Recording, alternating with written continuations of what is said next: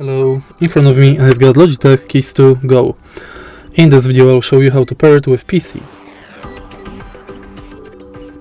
In the beginning, press and hold FN plus P button for 3 seconds.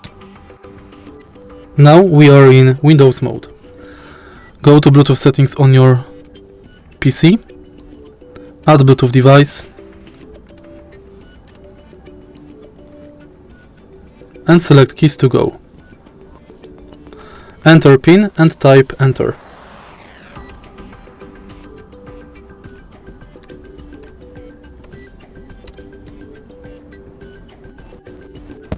And it's done.